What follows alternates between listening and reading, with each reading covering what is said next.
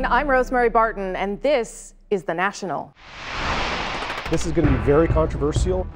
Omar Khadr's in line for a government apology and millions of dollars as Canadians still debate, is he villain or victim? The Supreme Court has 3 times ruled in Omar Khadr's favor.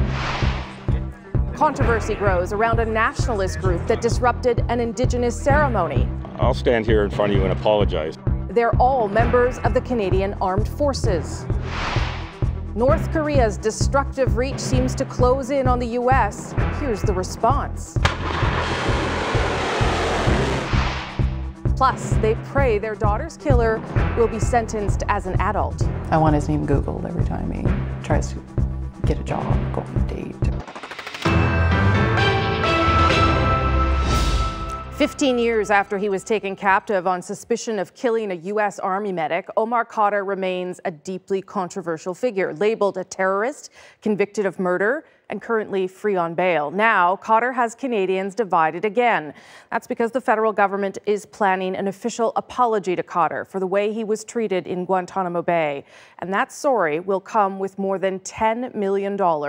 When the announcement will happen isn't clear, but the reaction came on strong today. Catherine Cullen has that from Ottawa. I would like to thank the Canadian public for trusting me and giving me a chance. Hours after Omar Khadr left prison in 2015, he was already talking about clearing his name with Canadians. I'll prove to them that I'm a good person. Thank you very much. For some, an apology and compensation from the federal government might be that proof, that redemption. But for others, it is an incredible outrage. This is video of a 15-year-old Omar Khadr in Afghanistan making roadside bombs. In a firefight, he threw a grenade and an American soldier, Sergeant Christopher Spear, was killed. He was a child soldier. He was a victim. He wasn't a mastermind and a perpetrator of anything. Alex Neve of Amnesty International says there are questions about Khadr's confession of his role in the soldier's death as part of a plea deal. Neve argues that Khadr was a child soldier who should have been protected. Instead, he was imprisoned and questioned in Guantanamo Bay for 10 years, at one point undergoing weeks of sleep deprivation, then being interrogated by Canadian officials. Canada failed him. Canada was complicit in what happened to him. Canada contributed to his human rights violations. We absolutely do owe him redress and an apology. The Canadian Taxpayers Federation doesn't think so. It's launched a petition arguing, quote, Canadians should not be forced to pay millions of dollars to a killer. The Conservatives have made a similar move, saying the apology is wrong and that, thanks to Justin Trudeau, Khadr will be one of the wealthiest men in Canada. It's a tragic case on all levels, but we can't excuse the behavior of Mr. Khadr, and to certainly almost reward it in this way, I think, is a travesty. The Prime Minister, who is traveling overseas, wasn't saying much about the settlement. We are anticipating, like I think a number of people are, that judicial process is coming to its conclusion. He will likely have to say what he thinks of that conclusion when the apology is officially announced. In the meantime, one former Liberal senator who commanded the UN mission in Rwanda is celebrating the news. Romeo Dallaire says Khadr was a child soldier pushed to fight in an adult war. All of a sudden, because he was facing a force that is an ally to us, that seemed to have had a significant influence, and it shouldn't have. A child is a child is a child. Sergeant Spear's widow and another soldier who was injured in that same firefight sued Khadr in U.S. civil court, and they won more than $100 million in damages, though they've never seen any of that money. Catherine Cullen, CBC News, Ottawa. No journalist has covered Omar Khadr more closely than Toronto Star reporter Michelle Shepard. We spoke earlier today. Good to see you, Michelle. It's good to see you too. So what do we make of this? The fact that this settlement seems to be about to happen, is that in any way surprising? I'm not surprised by it. I think the Supreme Court has 3 times ruled against the government in Omar Khadr's favor and said that Canadian officials violated his constitutional rights when he was in Guantanamo. So for me, it was just a matter of when the settlement was going to come and how much. And remind people why it was needed, why there was going to be a settlement, or why Omar Khadr likely would have won a case in court. Well, what the Supreme Court found was that when Canadian officials went down to interrogate him in Guantanamo, they knew about his mistreatment and went forward anyway. So that was one issue. The other issue that's hung over this case from day one was his age. He was 15 years old when he was shot and captured in Afghanistan. And under international law, that's considered a child soldier. And neither the US nor Canada has ever taken into account his age. So what does the apology mean, do you think? Will you know him a little bit? Will you've spent some time with him? What do you think it will mean for him? And will the money mean anything too? Well, I think the money will be divided between Omar Khadr and his lawyers. I know for his lawyers, they've fought for 15 years, practically pro bono for him, gone into debt and suffered a lot, emotionally for what has been a very divisive case. So for them, I think the settlement and its amount is significant. It shows the seriousness of the government in giving such a large amount and what they feel potentially the culpability of Canadian officials are in the case. And the apology part, do you think that will matter to him as he tries to sort of move forward and reconcile this country with what happened? I think so. I mean, I think that was one of the conditions that the lawyers were going to stick to, and it was, one of their points that they wanted to make sure they got. What would you say to Canadians who don't quite understand? Well, and there are a lot of them. There's a lot. I think no matter what you think of this case, whatever side, what's so depressing, and I've seen it again today in the reaction of this case, is the level of rhetoric and vitriol and politicking around this case. And sometimes it feels like we're no further than we were in 2002 when we were talking about it. And it's disappointing because I would have thought the level of debate would be a lot higher today. Okay, Michelle, thanks for your time. I appreciate it. Thanks for having me. The military made an unusual apology today for the actions of armed forces members who were off duty on Canada Day. The 5 white men disrupted an Indigenous ceremony in Halifax, acting as members of a much less respected organization that calls itself Proud Boys. Brett Ruskin has the details. Genocide! No more! The Indigenous ceremony took place here on Canada Day beneath the statue of British military officer Edward Cornwallis.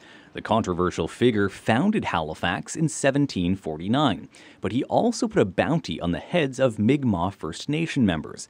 This ceremony was to mourn the atrocities committed against Indigenous people.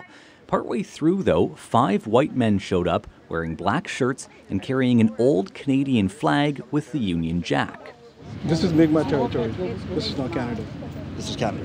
It might have been Mi'kmaq. So you don't have Canadian ID. You don't pay your taxes. You don't have a Medicare card. This is not an argument.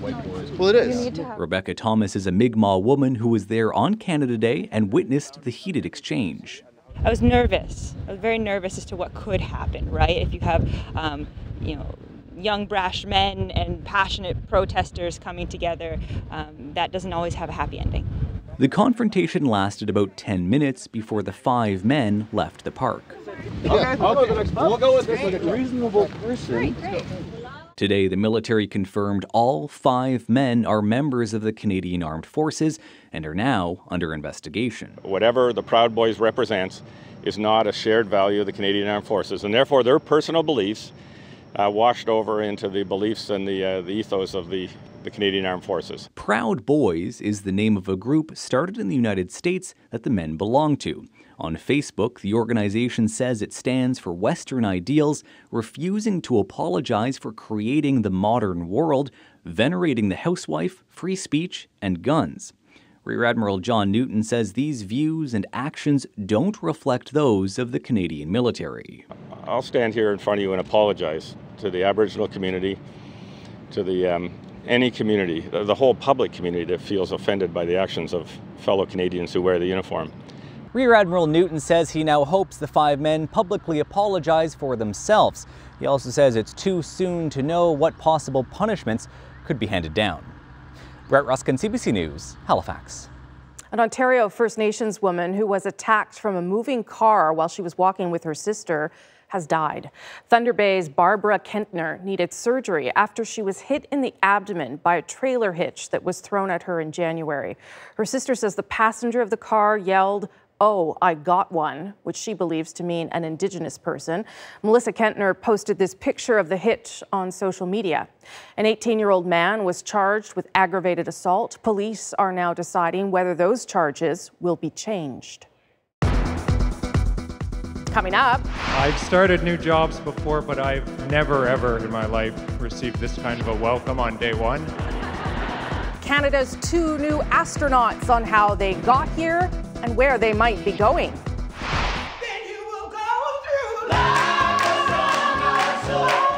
Plus, Canada's Soul Pepper Theatre mounts an ambitious New York invasion. North Korea's latest missile test is building a very strong case that the rogue dictator state is closer than ever to creating a weapon capable of hitting targets on the other side of the world. U.S. Pacific Command says the missile was launched from Pangyung in the northwest. It flew for 37 minutes. South Korea says it went 930 kilometers before crashing in the Sea of Japan, inside Japan's so-called exclusive economic zone. We'll get to the potential implications for the West in just a moment, but we begin with Sasha Petrusik and the regional tensions. North Korea has been threatening to build nuclear weapons to hit the United States for several years now, and this test simply ratchets up the tension, the standoff between Pyongyang and Washington. It also makes North Korea's neighbors very nervous. Both Japan and South Korea rely on American forces for their defense. But if Washington decides on a military solution, these two countries are likely to be the first targets of retaliation. Seoul is within easy reach of North Korea's conventional weapons, and the casualties there could be in the millions. North Korean leader Kim Jong-un has also shown that he is willing and able to target Japan. Now, here in China, every time there is a defiant test, it sets off alarm bells as well. It's not because Beijing fears an attack from Pyongyang, it's because it fears what Washington would do.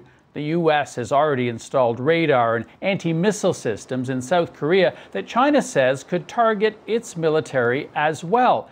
And if the U.S. does decide to attack North Korea, it could destabilize that regime to such an extent that millions of refugees could be pouring over the borders here.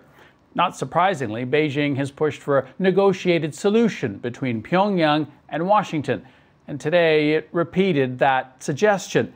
Despite relatively close relations between China and North Korea, so far China's shown itself to be unwilling or unable to force Kim Jong-un to back down. Sasha Petrusik, CBC News, Beijing. The U.S. military says North Korea did launch an intercontinental ballistic missile, the type that could threaten North America. Today's test didn't seem close, but it may have hidden its potential. Let's go back to that map. It's not rocket science, it's rocket math. Experts say 37 minutes in the air is a long time to travel only about 1,000 kilometers. So that suggests a really high trajectory, achieving a maximum altitude of 2,800 kilometers. So you put that same missile on a lower, more standard trajectory, and some analysts believe it could go more than 6,000 kilometers, which, if true, would bring Alaska into firing range. No small concern on the biggest U.S. holiday. Chris O'Neill Yates has more on the reaction from Washington. As Donald Trump paid tribute to military families on Independence Day, not one word about the North Korean missile test.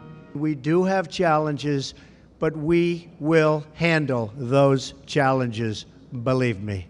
A far cry from this morning's outburst on Twitter. He said, does this guy have anything better to do with his life? Hard to believe that South Korea and Japan will put up with this much longer. Perhaps China will put a heavy move on North Korea and end this nonsense once and for all. This test comes just 4 days after Trump met South Korean President Moon Jae-in. The era of strategic patience with the North Korean regime has failed. Many years and it's failed. And frankly, that patience is over. What we have to do is prepare all options, because the president has made clear to us that he will not accept a nuclear power in North Korea and a threat that can target the United States and target the American population. Tonight, the U.S. military conducted a ballistic missile drill, and Secretary of State Rex Tillerson says the U.S. will enact stronger measures to hold North Korea accountable for this latest missile test. While it is not a direct threat to the continental United States right now, this test marks a big step forward, though North Korea's claim that it could reach anywhere in the world, much less certain. It is a big technical milestone for North Korea and a stepping stone to the technology that would allow North Korea to do that. And for that reason, we have a lot of grounds to be concerned. How to stem North Korean aggression will most certainly be on the minds of world leaders at the G20 summit in Germany this week. I think we've got beyond the stage where we can afford to let this just run any further. Quite possibly we're only months away from Kim Jong-un achieving his objective. Kim's ultimate ambition is an intercontinental ballistic missile with a nuclear warhead attached to it that could strike the United States, a much more difficult challenge. Whatever Donald Trump's red line on North Korea is, today Kim nudged closer to it. Chris O'Neill-Yates, CBC News, Washington. Tomorrow, the UN Security Council will hold an emergency meeting on North Korea. A little later, we'll hear from two experts on that country and why the image of its brash dictator may hide a more calculated mind. In a statement just released moments ago from the Chief of the Defense Staff in relation to that incident that happened in Halifax over the weekend, Jonathan Vance says the members involved in that incident will now be removed from training and duties while they conduct the investigation. He goes on to say their future in the military is certainly in doubt. Straight ahead, Justin Trudeau in Ireland. He finds a kindred spirit facing a familiar challenge.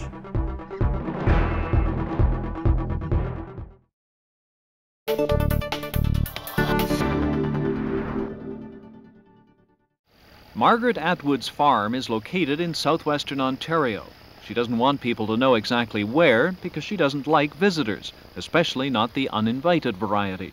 Carloads of drunken fans have descended upon the farm in the past, and the memories of them on her doorstep is not something she cherishes. Margaret Atwood has always had an image problem. Many people have thought her tough, humorless, too strident in her feminist beliefs, too much the ideologue in her politics. But that image is changing as Margaret Atwood herself changes. 3 years ago, she had a baby girl, Eleanor Jess, and starting then, Margaret Atwood says, the public image of her as Dragon Lady began to change. Something really, a horrible cliche took place. I wouldn't have believed it. As soon as I had a baby, everybody started writing about me in much modified terms as a sort of motherly person. So believe it or not, there you are. I don't think I had really, quotes, changed all that much. In other words, I don't think I was as tough as everybody thought before I had the baby, and I don't think I was as soft and sort of bouncy as everybody thought afterwards. When you write, do you set yourself a schedule? Do you follow a set schedule? Before I had a child, I used to write all day, maybe 10 hours. I would get up at about 10 and stay up till 3 in the morning and worry until about 6 p.m. and then start writing. But now I have to limit the amount of time I spend on anxiety because otherwise I would use up 5 hours on that, and I only have 5 hours a day. I work from about 1 o'clock until about 6. Do you revise a lot? You go through many versions of your work? I write in longhand, which is indecipherable to anybody else, and sometimes even to me. Then I transcribe that onto a typewriter, and some changes happen then. Then I revise the typescript, and some other changes happen then. And then there may be yet another stage of pulling it all together and correcting things that were wrong.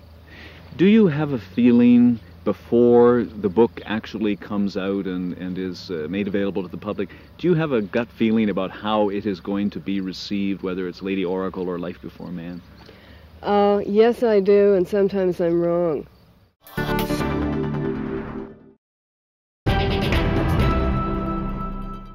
It was a day of gifts and photo ops for the Prime Minister, and as you saw earlier in the program, Justin Trudeau is in Dublin. While serious trade talks with his Irish counterpart were on the agenda, building international relationships seemed to be Trudeau's main goal.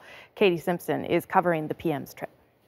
I heard you like socks, so I know you're getting a bit of slagging for it now, but... You'd never know it was their first meeting. These are great socks, and quite frankly, with his Maple Leaf socks on right now... I have my Canada socks on.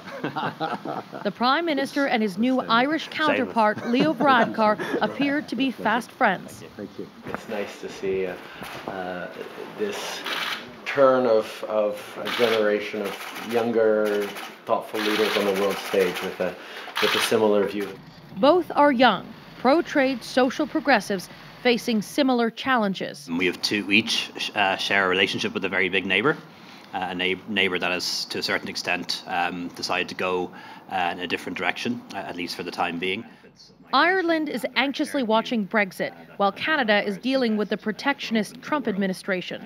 To counter that kind of isolationism, both leaders called for the next stage of the Canada-EU free trade deal to be completed. We've come to a trade deal that is not only a great deal for each side, but is also a model to the world about... Canada wanted CETA provisionally implemented by July 1st, but hesitations around cheese quotas and drug rules on the European side have stalled progress. I know it's 7 years in the making, but there is a rush now for ratification, and we are concerned that those issues are not being addressed. Monsieur le Premier Ministre. But Trudeau didn't appear concerned about the pushback, and neither did his enthusiastic host. Know that Canada has a friend and ally in Ireland. Both clearly took a liking to each other, spending the rest of their time reflecting on Canada and Ireland's shared history of migration and support. Trudeau may have a new ally, but Ireland's Prime Minister does not have the loudest voice at the table when it comes to EU trade issues. So it's unclear what impact Trudeau's Irish charm offensive will have, if any at all. Katie Simpson, CBC News, Dublin. Rona Ambrose made her departure from politics official today after 13 years as an Edmonton MP, cabinet minister, and interim leader of the Conservative Party. In her resignation letter to the Speaker of the House of Commons, she says, quote, "I hope that in some small way I have inspired women and girls to look to public office as a way to make their world a better place. My message to them is this: you are equal, you are worthy, and you can do it." Austria is threatening to fortify its border with Italy to stop migrants from arriving in the country. So far this year, 100,000 people have entered Europe by crossing the Mediterranean Sea. Most land in Italy.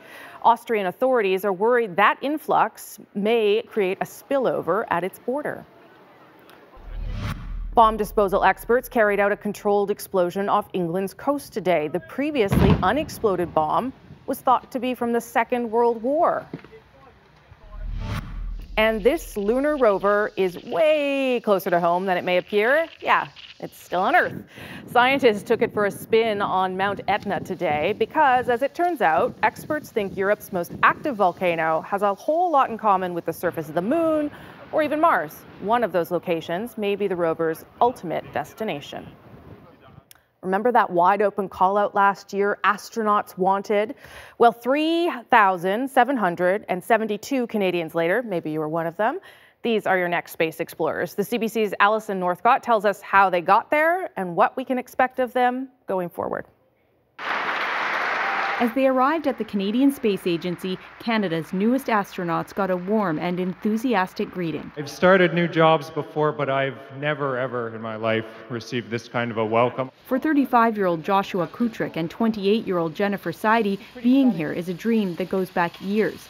Seide was 4 years old when former Canadian astronaut Roberta Bondar flew on the space shuttle Discovery in 1992 and became a role model to a generation. I made this wonderful scrapbook of a bunch of news clippings. I made a little spaceship out of, I think, a toilet paper roll, and I wrote Jenny on it, and I was ready. I just thought this was a wonderful thing. Seide is from Calgary and has an impressive resume: a mechanical engineer, a combustion scientist, and a lecturer at the University of Cambridge in the UK. Not to be outdone, Kutrick is an Air Force pilot, also from Alberta, with degrees in mechanical engineering, space studies, and defense studies.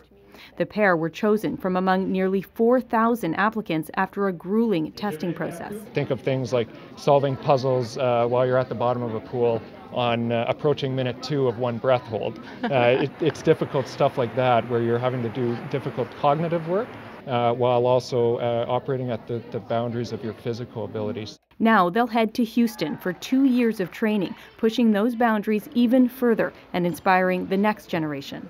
I thought it was great because I always dreamed to become something big like an astronaut and stuff like that.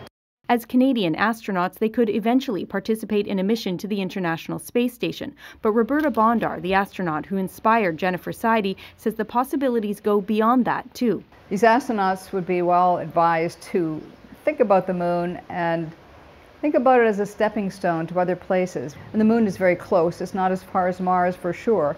And it's a safer environment, I think, for us to try to take these baby steps into the universe beyond. An endeavor this next generation of astronauts is ready to embark on as they aim to break new boundaries in space exploration. Alison Northcott, CBC News, Montreal. I guess I'll make the next round.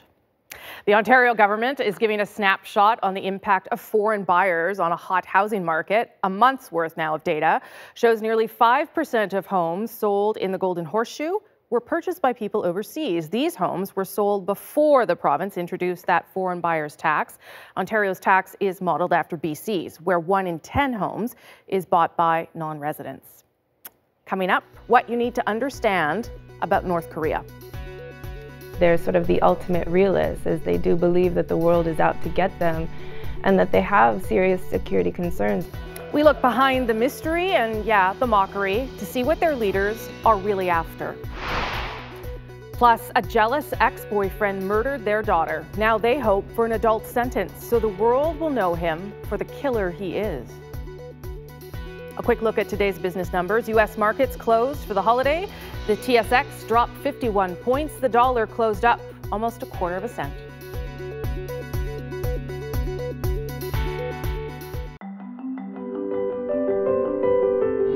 We just gave the blah blah list. This is Roger Tétrault. He's a Montreal bill collector. That's his job. He also holds news conferences. That's his hobby. Here's Tétrault 3 years ago, posing as the president of a fictional group called Water Aid for America, urging that Canada ship its water to the drought-stricken U.S. The national media gobbled it up. Here is the CBC News. A group of Montreal residents wants to pressure the Canadian government into diverting water from the Great Lakes into the Mississippi River. The French language network of the CBC believed Tétrault was also a nuclear expert. Here he is telling a national audience how the Chernobyl disaster could rain down assorted horrors on North Americans. The now defunct Montreal Daily News had him under another name, Tubal Cain, and yet another vocation. It's been going on for years. In 1971, the Montreal Star thought it had a scoop, an internal CIA memo outlining covert operations in Quebec. It even made the National on CBC. Under a CIA letterhead, the document reads, Subject, Quebec. It was Tétrault's work, of course. Around the same time, he suckered the Toronto Star Weekly with a phony FLQ terrorist camp in the Laurentian Hills. I told myself, if they want fiction, I'll give them fiction. So I gave them fiction. Tétrault says there are many others like him, only nowadays they're known as media consultants and spin doctors. Whoever's got an axe to grind, they give their spin to it and they get into the media, and that's the story that goes out. He's absolutely right. Governments, anybody who's covered governments or followed things they do, know that they engage in this, where you want to call them trial balloons or disinformation, they do it frequently. Is Tétrault's career as a hoaxer over? Perhaps, but he says he'll certainly keep trying, guided by the firm belief that there's a reporter born every minute.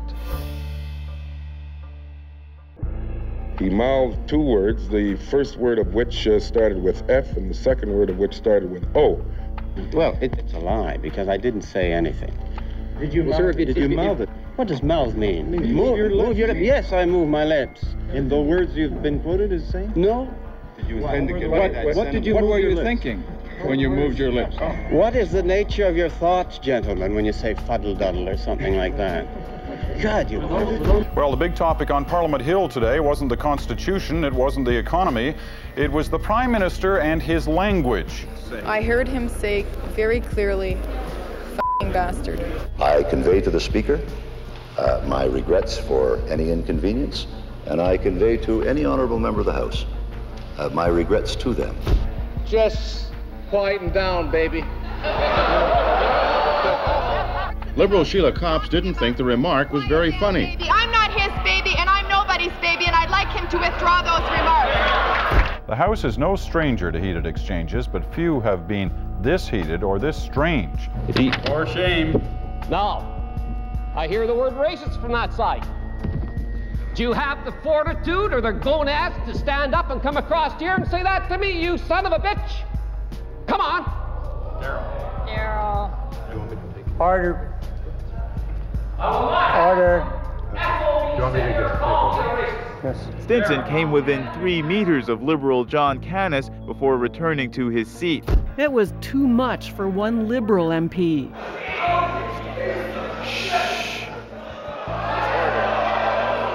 I did not say fuddle-duddle. That was another generation. I think that we've reached a point where this type of conduct, it's not only disgraceful, but it's unacceptable.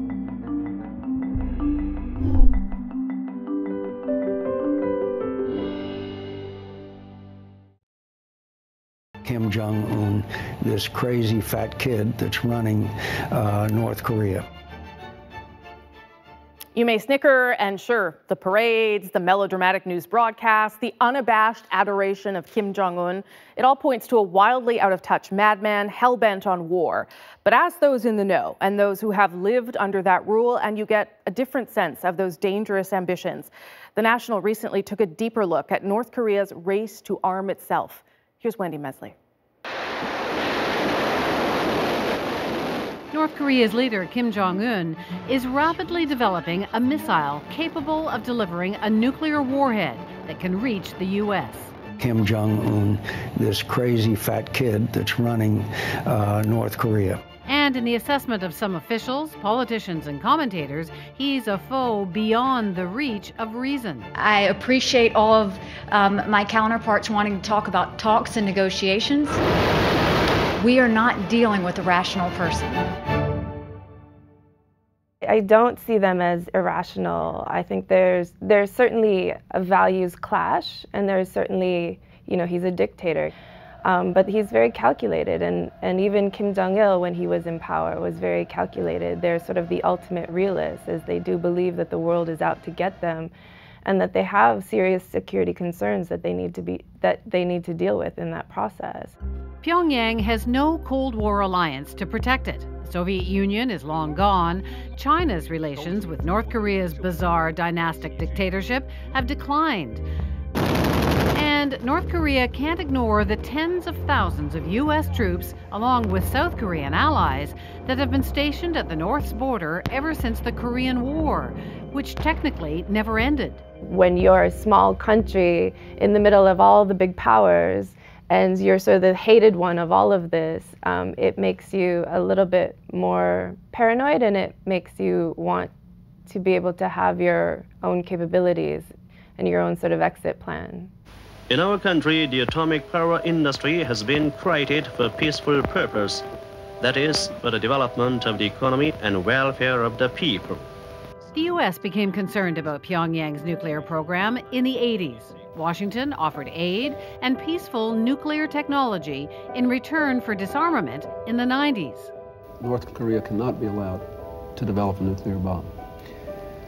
We have to be very firm about it. But North Korea seemed to stall and evade inspections, and everything unraveled in the early 2000s. States like these and their terrorist allies constitute an axis of evil, arming to threaten the peace of the world. Since then, a pattern has emerged with dictators the U.S. doesn't like.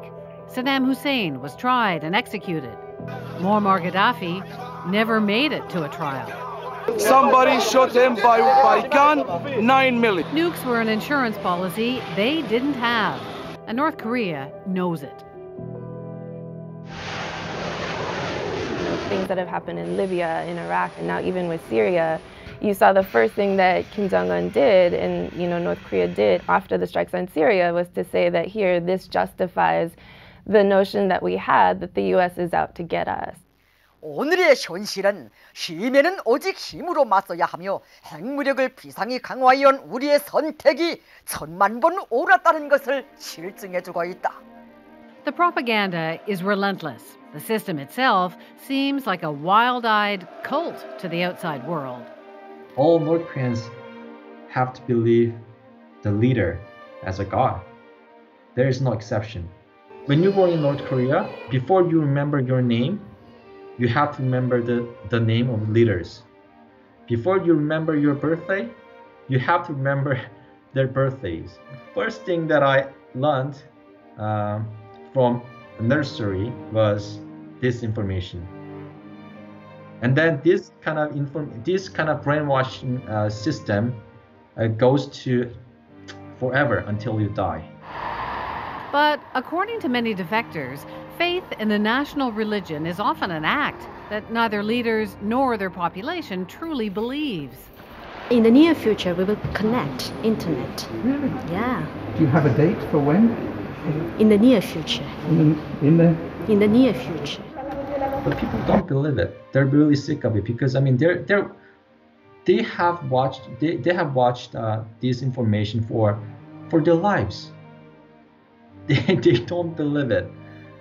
Of course, they pretend respect the government in front of people, but in private life, they don't care about the government.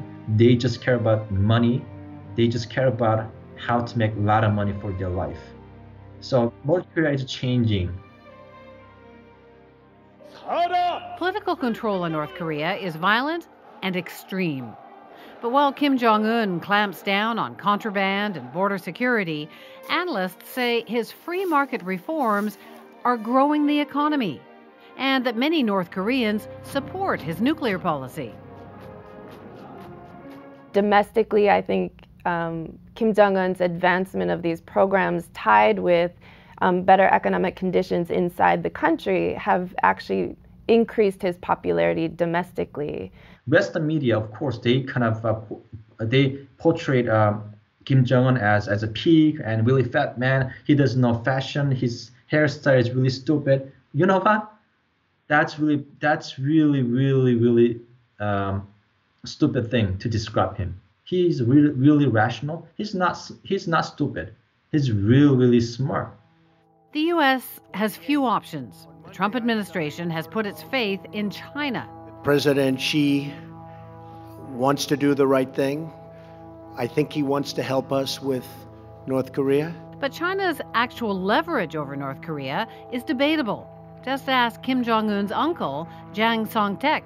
Jang Song-taek was very popular with the Chinese, had very deep relations with the Chinese, and had, a very well-established reputation with the Chinese. And I think there's a certain degree to which Kim Jong-un, when he came to power, once he had established a strong enough core, decided that he didn't want to be a puppet of the Chinese. Kim executed his uncle in 2013. He has not visited Beijing, nor shaken hands with China's leader, Xi Jinping.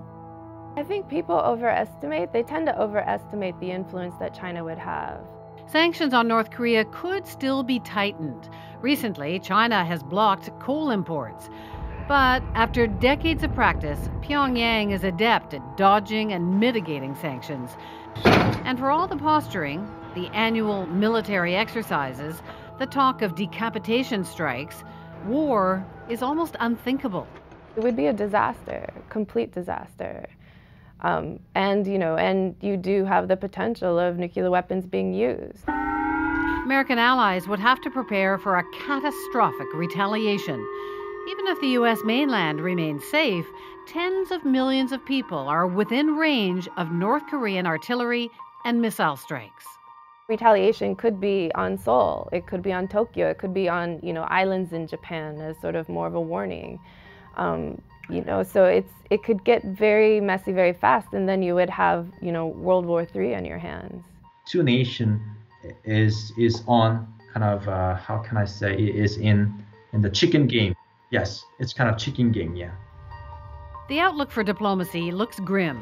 North Korea's goals are regime security and prosperity, a hard sell when there's no mutual trust. Without giving upon nuclear weapons, then he cannot improve the national economy.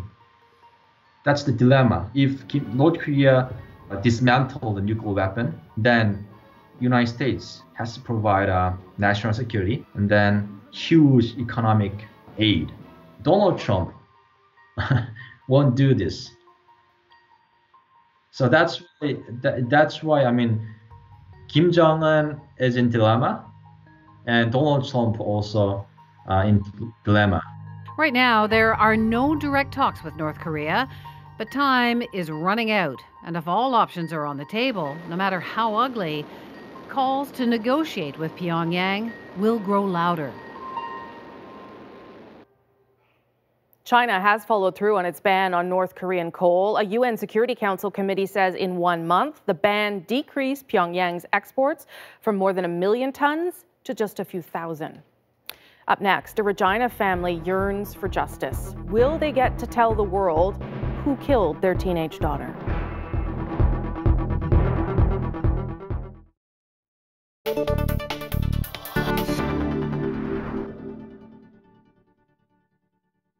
It has been a wet and deadly 36 hours in northeastern Quebec. All day, local radio has been warning people in dozens of specific areas to leave their homes. And if they can't drive out, signal helicopters flying overhead so they can be flown out. At least 7 people are dead, several more are missing, and thousands more have been forced to flee. A minister in the Quebec government described the situation in this region as apocalyptic, catastrophic. For more than a day, torrents of water have crashed through villages, towns, and cities, taking houses, in some cases entire buildings with it. Like clockwork, every 5 minutes a helicopter lands, bringing refugees from the flood. These people are from Grand Bay. It was terrible, like hell. This is what they're escaping. Hundreds of homes drowning in mud, hanging by a thread, or giving in to the relentless river. No one knows how many bridges and roads have collapsed, and the landmarks wiped out. This old pulp mill reopened as a museum just 2 weeks ago. Now it's a $6 million write-off. This disaster is unprecedented in Canada, and so is the Relief Fund, the largest ever collected by the Red Cross.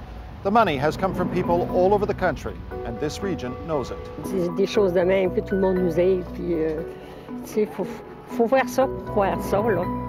Same with the destruction. The cars buried under mud, the homes swept out into the river, whole neighborhoods gone. That one house with the now famous foundation that alone resisted. Things people here will never forget, their disaster and the charity of others. Good evening. It's official now. The F-18A has won the fighter plane contract. The winning McDonnell Douglas 18A will cost $15 million a copy and is almost certain to be a highly controversial buy. General Dynamics, makers of the F-16 and the losing company in this competition, has issued a statement saying the benefits it offered were higher than the government gave it credit for, and that the price of the plane the government has bought will go up because of continued problems with it. For all of its weaponry, the toughest battle the F-18 Hornet may ever have to face is the barrage of poor publicity it's now attracting. Its costs have been climbing, and some media reports have described the Hornet as a lemon. Earlier this year, the U.S. General Accounting Office blasted the plane. It was nearly a ton overweight, its undercarriage was faulty, it had problems of drag, reduced engine thrust, range, and its acceleration was below specifications. Canada now has nearly 40 of them and expects to buy 100 more. Each of them costs $30 to $40 million. Today it was revealed that the CF-18 and its American cousins in the United States Navy have the same problem. Cracks have started to appear in the tail section when the fighter does the combat maneuvers it was designed to do. It's a relatively minor problem. It's one that is readily identifiable. The cause is known. This latest fault is sure to add to the criticisms of those people who felt that Canada should have bought many more of a competing aircraft, a fighter that came with a much lower price tag.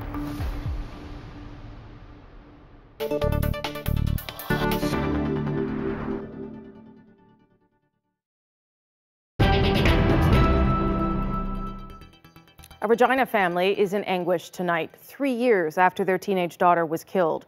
Her former boyfriend has pleaded guilty to first-degree murder, but there are still 2 possible outcomes.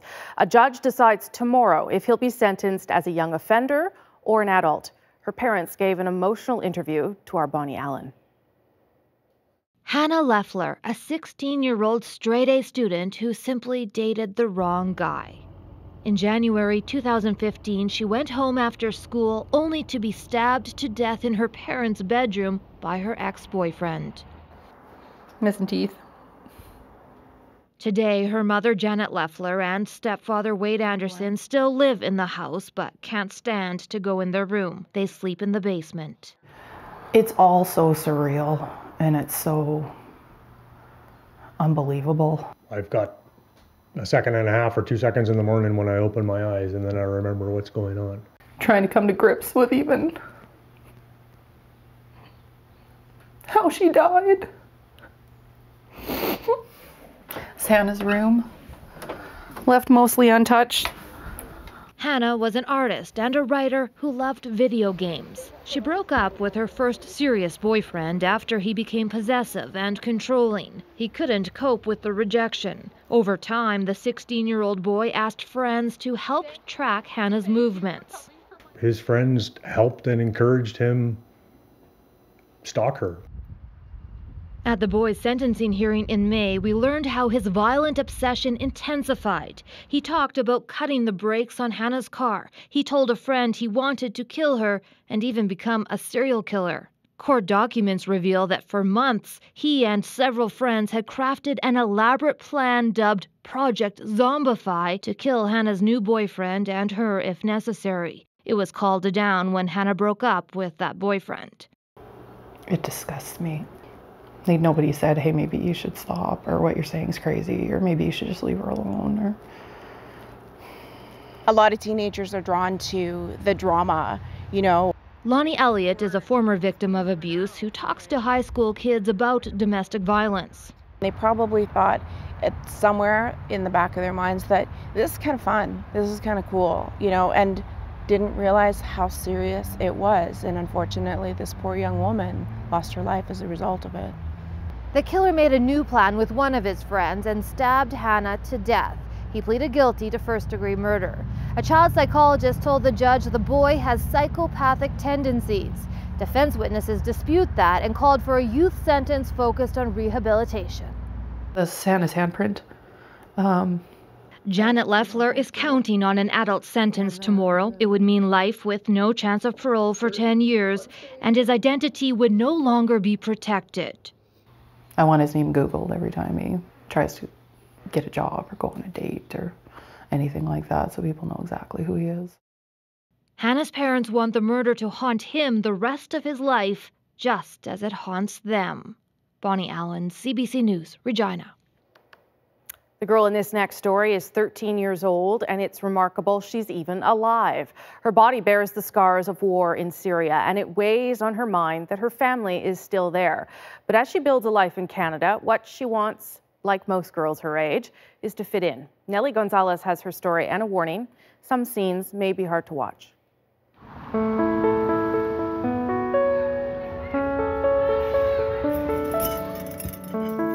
Like many 13-year-old girls, Miriam likes to dress up This one. and wear pretty things. But Miriam has seen more than her share of ugly things that have left her with too many scars, inside and out. I didn't number anything. I just all time in hospital, I scream and I want my dad. It was January 2015 in the Syrian city of Idlib.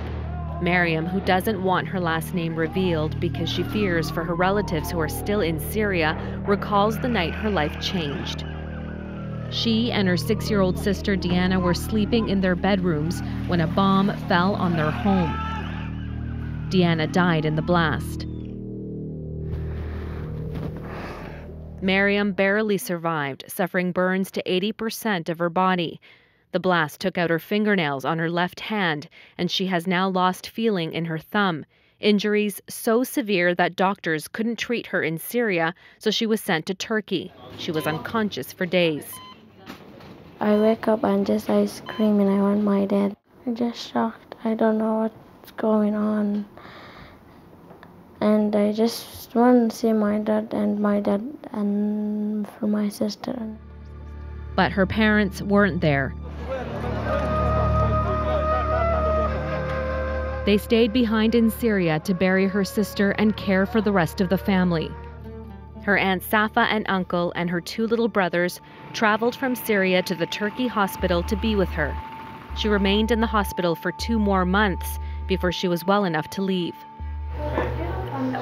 With the help of UNICEF Canada, Miriam, her 2 brothers, and aunt were able to claim refugee status and made the trek to Canada as government-sponsored refugees in April of 2016. Miriam's parents couldn't claim refugee status because to do so, they would have to escape Syria. No, auntie. But Miriam comes from a large family with another 4 brothers and 5 sisters back home. And escaping with so many children and relatives isn't easy. So her parents left her in the care of her Aunt Safa, who's been dealing with her own struggles since they arrived in Canada last year. Safa gave birth to a baby girl in Winnipeg who has a rare birth defect that left her brain growing outside her skull. Safa's baby is still recovering in hospital from a lengthy surgery last week.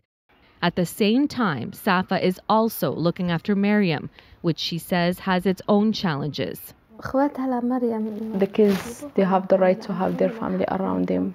I do what I can do, but still they need their family around. Oh, we don't have it. Teachers say Miriam has adapted well. She can now speak some English, and she's made friends at school, but she still struggles with her appearance. Me different.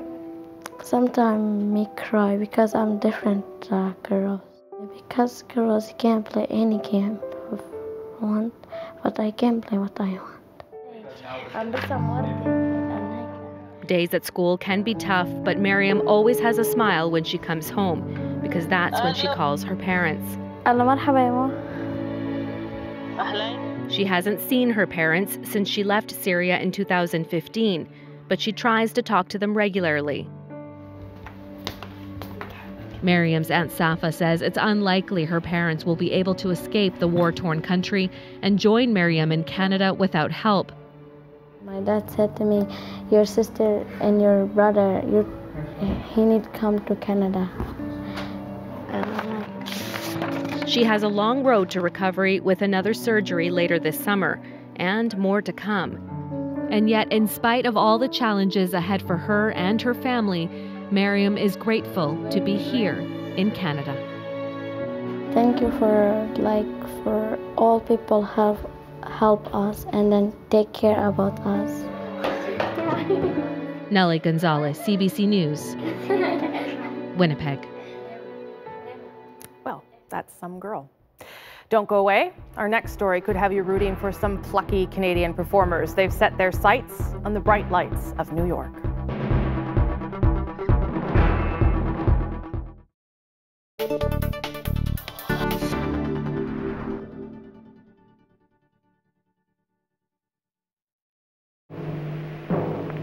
This is the National News Bulletin, a summary of the day's news. Even bad news sounded good in those exciting, terrible days when radio news came of age, especially when read by our own voice of doom, Lorne Greene, when Haas was a colt. Naval battle in the South Pacific. Madam, will you please put away that knitting? You're going to have to applaud, you know. Now, let's all relax. Everybody, shall we? Nobody be nervous. And to balance the glum news from overseas, CBC Radio offered happy-go-lucky fare.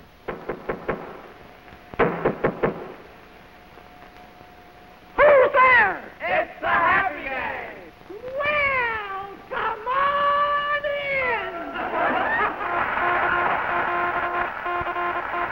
in. It all began in 1901. The discoverer of wireless, Marconi, received his first transatlantic radio message from Signal Hill in Newfoundland. Hi! And CBC Radio has been seeing to it that Canada gets the message ever since.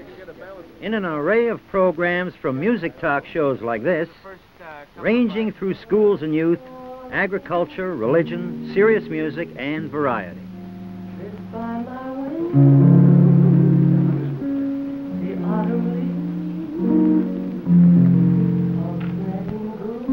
A busy place, the CBC, and a big country to serve. How do you suppose all these programs get to all the people spread all over the map? Well, if you think of the network as a superhighway, then you can picture national program clearance as the traffic cop who keeps things flowing smoothly. National program clearance arranges distribution of our radio and TV programs by landlines and by coast-to-coast microwave network. Just to complicate matters, there are several problems arising out of the different time zones into which the country is divided, not to mention line availability. Ah, yes, line availability. I said not to mention that. Oh, sorry. A CBC color presentation.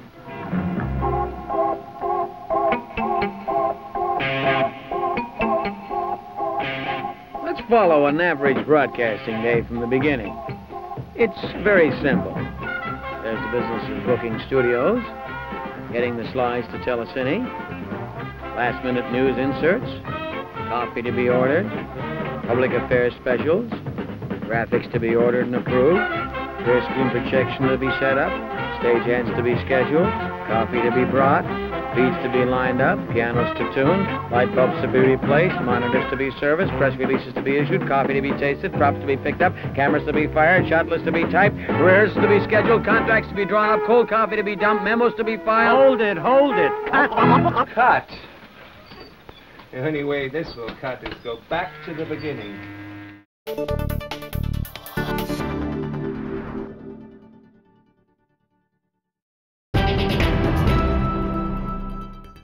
By any measure, Soul Pepper Theatre is a shining success in Canadian arts. In less than 20 years, the Toronto-based troupe has outpaced older companies, first by mounting classic plays to great acclaim, then by branching out into Canadian works. Now, in a gutsy wager, it's bringing a dozen shows to New York. Stephanie Van Kampen tells us why the timing could hardly be better.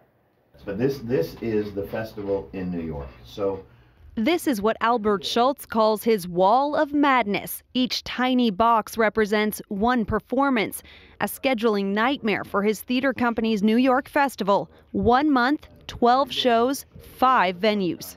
To take a dozen shows and to take 65 artists when no one knows who they are is it's crazy. Crazy and costly. The Toronto Theatre Company is spending $2.5 million on the project. Did you ever see an We're going to have relationships that come out of this. Relationships with audience, relationships with colleagues, relationships with other artists. And that is an investment, a risk, if you will, that is, I think, well worth taking. But getting Canadian theatre to New York is no walk in Central Park. Only 5 productions written by Canadians have ever made it to Broadway. The latest, Tony Award-winning Come From Away. New York has always been open to theatre that comes from away, but now Canada is in the spotlight. Thinking about Canada when you go to the theatre is unusual, and it puts Canada in a really positive light. For Canadians already on Broadway, Come From Away's success proves an inspiration. It's kind of like giving people permission to kind of go for it in a sense. You know, when you see Canadians going down there and being on Broadway or shows transferring from Canada and stuff, it seems more accessible and more like, oh, well, if they can do it, maybe so can I. Liam Tobin stars alongside fellow Canadian Shalina Kennedy in Beautiful, the Carole King musical, which is taking a break from Broadway for a Toronto run. It inspires other writers to create new stories that are Canadian, you know, and that our voices are important and that they do, you know, our stories do need to be heard. Soul Pepper hopes Americans will think so too. Each show in their off-Broadway festival was written or adapted by a Canadian. Who calls 911? I do! Titles like Kim's Convenience, Spoon River, and Of Human Bondage. Soul Pepper hopes to build on the success it's had here. After all, as the song goes, if you can make it there, you can make it anywhere. Stephanie Van Kampen, CBC News, Toronto. Along with Canadian talent, Soul Pepper is showcasing some real triumphs in diverse programming. You saw there in Stephanie's piece, Kim Convenience, the popular CBC comedy about a Korean family corner store. You may not know, though, that it started out as a major stage hit for Soul Pepper. How's this for family drama? In A Brimful of Asha, theater artist Ravi Jain stars alongside his real-life mom, and they both give a version of why his arranged marriage didn't exactly work out. That doesn't sound awkward at all. That's The National for this Tuesday night. For news at any hour, check out our website, cbcnews.ca. I'm Rosemary Barton. I'll see you back here tomorrow. Thanks for watching. Bye-bye.